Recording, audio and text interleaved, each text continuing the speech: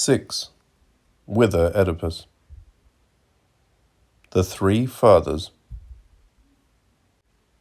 From the early days of his Complex Familiaux, Lacan focused on the historicity of the Oedipus complex itself, as well as of its discovery by Freud. In the modern bourgeois nuclear family, the two functions of the father, which were previously separated, that is, embodied in different people, the pacifying ego ideal, the point of ideal identification, and the ferocious superego, the agent of cruel prohibition, the symbolic function of totem and the horror of taboo, are united in one and the same person. The previous separate personification of the two functions accounts for the apparent stupidity of some aborigines who thought that the true father of a child is a stone or an animal or a spirit. The aborigines were well aware that the mother was inseminated by the real father.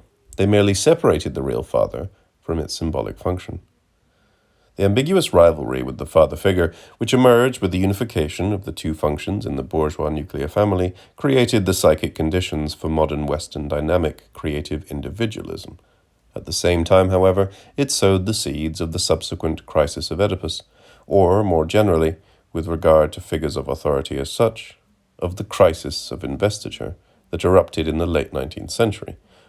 Symbolic authority was more and more smeared by the mark of obscenity, and thus, as it were, undermined from within. Lacan's point, of course, is that this identity is the truth of the Oedipus complex. It can function normally and accomplish its job of the child's integration into the socio-symbolic order only insofar as this identity remains concealed. The moment it is posited as such, the figure of paternal authority potentially turns into an obscene jouisseur, the German word is Luder, in whom impotence and excessive rage coincide, a humiliated father caught in imaginary rivalry with his son. Here we have the paradigmatic case of a properly historical dialectic. Precisely because Freud was the son of his Victorian times, as many historicist critics of psychoanalysis are never tired of repeating, he was able to express its universal feature, which remains invisible in its normal functioning. The other great example of the state of crisis, as the only historical moment which allows for an insight into universality, is, of course, that of Marx, who articulated the universal logic of the historical development of humanity on the basis of his analysis of capitalism as the excessive, imbalanced system of production. Capitalism is a contingent, monstrous formation whose very normal state is permanent dislocation, a kind of freak of history, a social system caught in the vicious superego cycle of incessant expansion, yet precisely as such, it is the truth of the entire preceding normal history. In his early theory of the historicity of the Oedipus complex, Lacan thus already establishes the connection between the psychoanalytic problematic of Oedipus as the elementary form of socialization, of the subject's integration into the symbolic order, and the standard socio-psychological topoi on how modernity is characterized by individualist competitiveness. On how, in modern times, subjects are no longer fully immersed in, and identified with, the particular social place into which they were born, but can, in principle at least, move freely between different roles. The emergence of the modern abstract individual, who relates to his particular way of life, as to something with which he is not directly identified, which, that is, depends on a set of contingent circumstances. This fundamental experience, that the particularities of my birth and social status, sex, religion, wealth, etc., do not determine me fully, do not concern my innermost identity, relies on mutation in the functioning of the Oedipus complex, on the unification of the two sides of paternal authority, ego ideal and the prohibitive superego, in one and the same person of the real father described above. Another aspect of this duality is the crucial distinction between the big other, qua the symbolic order, the anonymous circuitry which mediates any intersubjective communication and induces an irreducible alienation as the price for entering its circuit, and the subject's impossible relationship to an otherness which is not yet the symbolic big other, but the other qua the real thing. The point is that one should not identify this real thing too hastily with the incestuous object of desire rendered inaccessible by symbolic prohibition, i.e., the maternal thing. This thing is, rather, Father himself, namely the obscene Father Jouissance prior to his murder and subsequent elevation into the agency of symbolic authority, name of the Father. This is why, on the level of mythical narrative, Freud felt the compulsion to supplement the Oedipal myth with another mythical narrative, that of the primordial Father, in Totem and Taboo, T&T. The lesson of this myth is the exact obverse of that of Oedipus. That is to say, here, far from having to deal with the Father who intervenes as the third, the agent who prevents direct contact with the incestuous object, and so sustains the illusion that his annihilation would give us free access to this object, it is the killing of the Father thing, the realization of the Oedipal wish, which gives rise to symbolic prohibition. The dead Father returns as his name. And what occurs in today's much-decried decline of Oedipus, decline of paternal symbolic authority, is precisely the return of figures which function according to the logic of the primordial Father, from totalitarian political leaders to the paternal sexual harasser. Why? When the pacifying symbolic authority is suspended, the only way to avoid the debilitating deadlock of desire, its inherent impossibility, is to locate the cause of its inaccessibility in a despotic figure, which stands for the primordial jouisseur. We cannot enjoy because he appropriates all enjoyment. We can now see in what precisely consists the crucial shift from Oedipus to T&T. In the Oedipus complex, the parricide, and the incest with the mother, has the status of the unconscious desire. We, ordinary, male subjects, all dream about it, since the paternal figure prevents our access to the maternal object, disturbs our symbiosis with it, while Oedipus himself is the exceptional figure, the one who actually did it. In T&T, on the contrary, the parricide is not the object of our dreams, the goal of our unconscious wish. It is, as Freud emphasizes again and again, a prehistoric fact which really had to happen.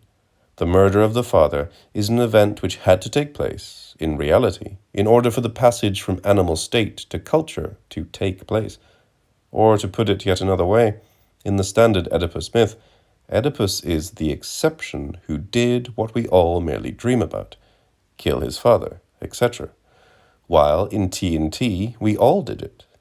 And this universally shared crime grounded human community.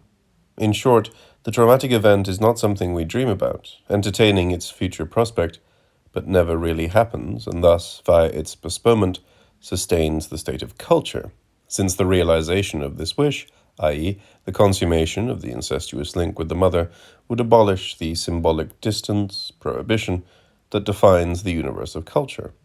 The traumatic event is, rather, what always already had to happen, the moment we are within the order of culture. So how are we to explain that, although we did actually kill the Father, the outcome is not the longed-for incestuous union? There, in this paradox, lies the central thesis of T&T. The actual bearer of prohibition, what prevents our access to the incestuous object, is not the living, but the dead Father, the Father who, after his death, returns as his name, that is, as the embodiment of the symbolic law/prohibition.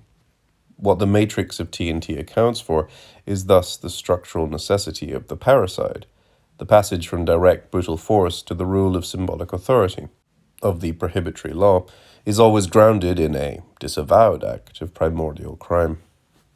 This is the dialectic of, you can prove that you love me only by betraying me. The Father is elevated into the venerated symbol of law only after his betrayal and murder. This problematic also opens up the vagaries of ignorance, not the subjects, but the big others. The Father is dead, but he is not aware of it. That is, he doesn't know that his loving followers have, always already, betrayed him. On the other hand, this means that the Father really thinks that he is a Father, that his authority emanates directly from his person, not merely from the empty symbolic place he occupies and/or fills. What the faithful follower should conceal from the paternal figure of the leader is precisely this gap between the leader in the immediacy of his personality and the symbolic place he occupies, the gap on account of which father, qua affective person, is utterly impotent and ridiculous. Exemplary here, of course, is the figure of King Lear, who is confronted violently with this betrayal and the ensuing unmasking of his impotence. Deprived of his symbolic title, he is reduced to a raging old impotent fool. The heretic legend according to which Christ himself ordered Judas to betray him, or at least let him know his wishes between the lines, is therefore well-founded. There, in this necessity of the betrayal of the great man, which alone can assure his fame, lies the ultimate mystery of power. The relationship between Michael Collins and Eamon de Valera in the fight for Irish independence illustrates another aspect of this necessity of betrayal. In 1921, de Valera's problem was that he saw the necessity of concluding a deal with the British government, as well as the catastrophic results of the return to a state of war. Yet he did not want to conclude this deal himself, and thus take full public responsibility for it, because this would force him to display his impotence, his limitation, publicly. He was well aware that the British government would never concede two key demands, the separate status of the 6 Ulster counties and the renunciation of Ireland as a republic, that is, the recognition of the British king as sovereign over the Commonwealth, and thus also over Ireland. In order to retain his charisma, he had to manipulate another, Collins, into concluding the deal, reserving for himself the freedom to disavow it publicly, while later silently accepting its terms. In this way, the semblance of his charisma would be saved. De Valera himself was heard to say of Collins and other members of the Irish delegation to the London negotiations, "We must have scapegoats." Collins' tragedy was that he readily assumed this role of vanishing mediator, of the subject whose compromising pragmatic stance enables the master to retain his messianic charisma. "You might say the trap is sprung," he wrote after he had agreed to head the London delegation, while after signing the treaty he said, with dark premonition, "I may have signed my actual death warrant." The cliché of the post-revolutionary pragmatic leader who betrays the revolutionary idealist is thus reversed. It is the passionate nationalist idealist, de Valera, who exploits and then betrays the pragmatic realist, the true founding figure. How, however, is this reversal possible? In the TNT matrix, there is still something missing. It is not enough to have the murdered father returning as the agency of symbolic prohibition. In order for this prohibition to be effectual, actually to exert its power, it must be sustained by a positive act of willing. This insight paved the way for the further and last Freudian variation on the Oedipal matrix, the one in Moses and Monotheism, M&M, in which we are also dealing with two paternal figures. This duality, however, is not the same as the one in TNT. Here, the two figures are not the pre-symbolic, obscene/non-castrated father jouissance, and the dead father, qua the bearer of symbolic authority, the name of the father, but the old Egyptian Moses, the one who imposed monotheism, who dispensed with old polytheistic superstitions and introduced the notion of a universe determined and ruled by a unique rational order, and the Semitic Moses, who is actually none other than Jehovah, Yahweh, the jealous God who displays vengeful rage when he feels betrayed by his people. In short, M&M reverses the matrix of TNT yet again. The father who is betrayed and killed by his followers/sons is not the obscene primordial father jouissance, but the very rational father who embodies symbolic authority, the figure who personifies the unified rational structure of the universe, logos. Instead of the obscene primordial pre-symbolic father returning after his murder in the guise of its name of symbolic authority, we now have the symbolic authority, logos, betrayed, killed by his followers/sons, and then returning in the guise of the jealous and unforgiving superego figure of God, full of murderous rage. It is only here, after this second reversal of the Oedipal matrix, that we reach the well-known Pascalian distinction between the God of philosophers, God qua the universal structure of logos, identified with the rational structure of the universe, and the God of theologists, the God of love and hate, the inscrutable dark God of capricious, irrational predestination. Again, The crucial point is that this God is not the same as the obscene primordial Father jouisseur. In contrast to the primordial Father, endowed with a knowledge of jouissance, the fundamental feature of this uncompromising God is that he says no to jouissance. This is a God possessed by ferocious ignorance, la féroce ignorance de Yahvé, by an attitude of, I refuse to know, I do not want to hear anything about your dirty and secret ways of jouissance.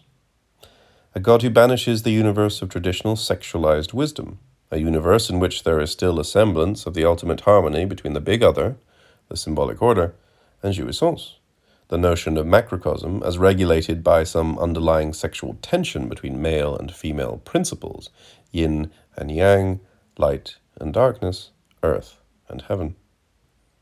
This is the proto-existentialist God whose existence, to apply to him anachronistically Sartre's definition of man, does not simply coincide with his essence, as with the medieval God of St. Thomas Aquinas, but precedes his essence. For that reason, he speaks in tautologies, not only concerning his own quidditas, I am what I am, but also, and above all in what concerns logos, the reasons for what he is doing, or more precisely, for his injunctions, for what he is asking us to do or prohibiting us to do. The inexorable insistence of his orders is ultimately grounded in an, it is so because I say it is so. In short, this God is the God of pure will, of the capricious abyss that lies beyond any global rational order of logos, a God who does not have to account for anything he does. In the history of philosophy, this crack in the global rational edifice of the macrocosm, in which the divine will appears, was first opened up by Duns Scotus, but it was F.W.J. Schelling to whom we owe the most piercing descriptions of this horrifying abyss of will. Schelling opened the will to the principle of sufficient reason.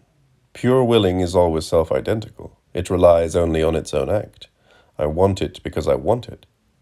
In his descriptions, radiating an awesome poetic beauty, Schelling emphasizes how ordinary people are horrified when they encounter a person whose behavior displays such an unconditional will.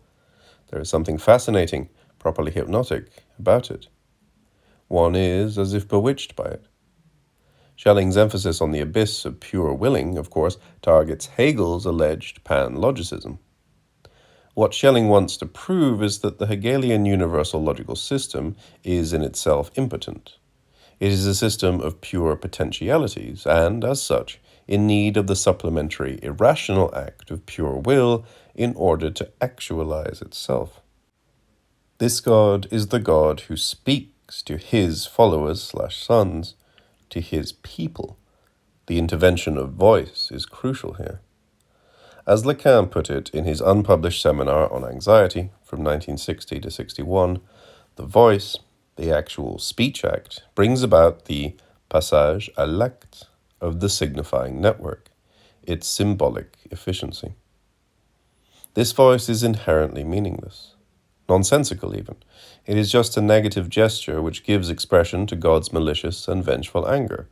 All meaning is already here in the symbolic order which structures our universe. But it is precisely as such that it actualizes the purely structural meaning, transforming it into an experience of sense. This, of course, is another way of saying that through this uttering of the voice, which manifests his will, God subjectivizes himself. The old Egyptian Moses, betrayed and killed by his people, was the all-inclusive one of Logos, the rational substantial structure of the universe, the writing accessible to those who know how to read the great book of nature, not yet the all-exclusive one of subjectivity who imposes his unconditional will on his creation. And again, the crucial point not to be missed is that this God, although alogical, capricious, vengeful, irrational, is not the pre-symbolic, primordial Father jouissance, but, on the contrary, the agent of prohibition carried by a ferocious ignorance of the ways of jouissance. The paradox one has to bear in mind here is that this God of groundless willing and ferocious irrational rage is the God who, by means of his prohibition, accomplishes the destruction of the old sexualized wisdom. and thus opens up the space for the desexualized, abstract knowledge of modern science. There is objective scientific knowledge in the modern post-Cartesian sense of the term, only if the universe of scientific knowledge itself is supplemented and sustained by this excessive, irrational figure of the real Father. In short, Descartes' voluntarism, see his infamous statement that 2 + 2 would be 5 if such were God's will, there are no eternal truths directly consubstantial with divine nature, is the necessary obverse of modern scientific knowledge. Pre-modern Aristotelian and medieval knowledge was not yet objective, rational scientific knowledge, precisely because it lacked this excessive element of God qua the subjectivity of pure irrational willing. In Aristotle, God directly equals his own eternal rational nature. He is nothing but the logical order of things. The further paradox is that this irrational God, as the prohibitory paternal figure, also opens up the space for the entire development of modernity, up to the deconstructionist notion that our sexual identity is a contingent socio-symbolic formation. The moment this prohibitory figure recedes, we are back into the Jungian neo-obscurantist notion of the masculine and feminine eternal archetypes, which thrives today. This paradox is crucial if we are not to misunderstand completely the gap that separates the proper authority of the symbolic law/prohibition from mere regulation by rules. The domain of symbolic rules, if it is actually to count as such, has to be grounded in some tautological authority beyond rules, which says, "It is so because I say it is so." In short, beyond divine reason, there is the abyss of God's will, of his contingent decision which sustains even the eternal truths. Above and beyond opening up the space for modern reflexive freedom, this same gap also opens up the space for modern tragedy. In political terms, the difference between classical tragedy and modern tragedy is the difference between traditional tyranny and modern terror. The traditional hero sacrifices himself for the cause. He resists the pressure of the tyrant and accomplishes his duty, cost what it may. As such, he is appreciated. His sacrifice confers on him a sublime aura. His act is inscribed in the register of tradition as an example to be followed. We enter the domain of modern tragedy when the very logic of sacrifice for the thing compels us to sacrifice this thing itself. Therein lies the predicament of Paul Claudel's Cygne, who is compelled to betray her faith in order to prove her absolute fidelity to God. Cygne does not sacrifice her empirical life for what matters to her more than her life. She sacrifices precisely that which is in her more than herself, and thus survives as a mere shell of her former self, deprived of her agalma. We thereby enter the domain of the monstrosity of heroism, when our fidelity to the cause compels us to transgress the threshold of our humanity.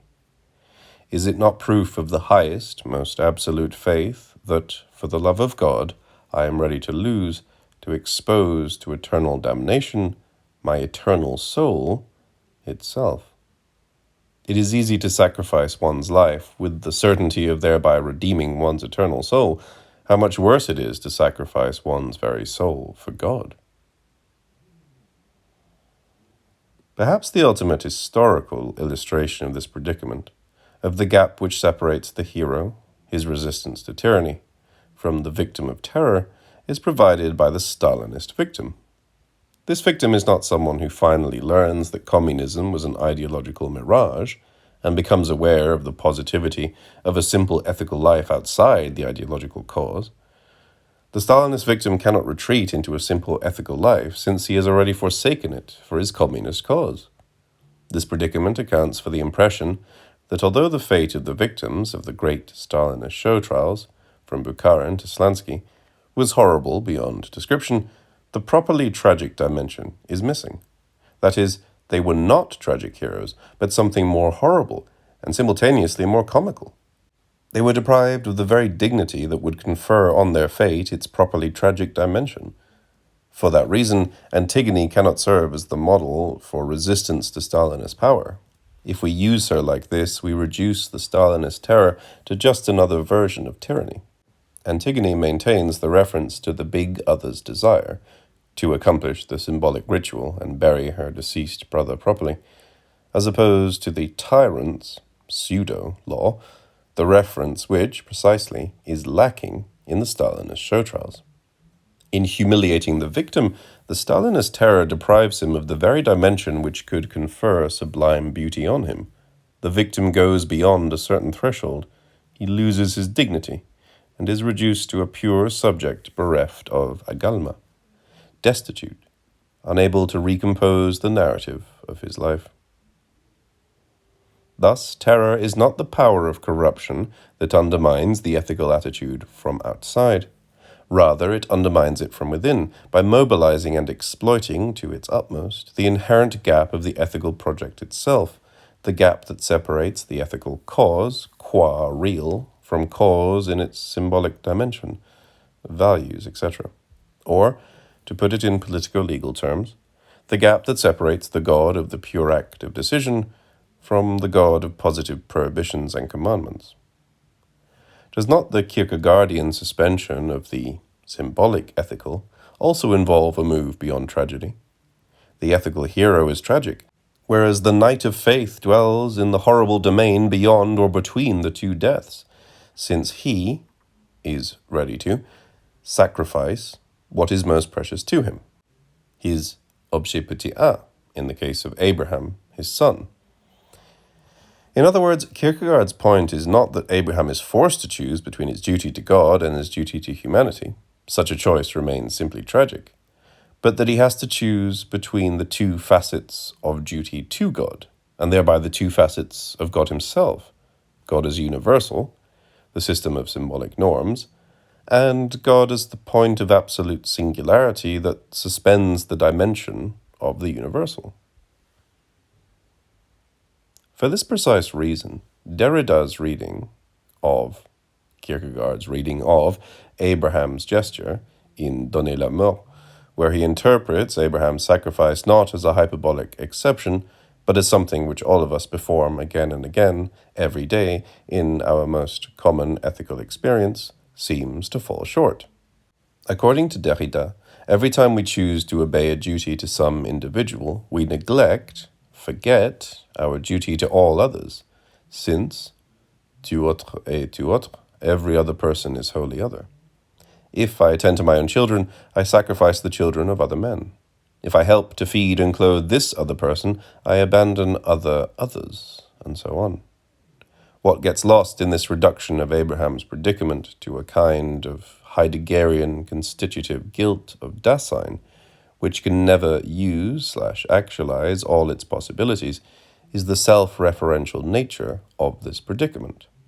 Abraham's deadlock does not lie in the fact that, on behalf of the ultimate tout autre, God, he has to sacrifice another tout autre, his most beloved earthly companion, his son, but rather in the fact that, on behalf of his love for God, he has to sacrifice what the very religion grounded in his faith orders him to love. The split is thus inherent in faith itself. It is the split between the symbolic and the real, between the symbolic edifice of faith and the pure unconditional act of faith. The only way to prove your faith is to betray what this very faith orders you to love.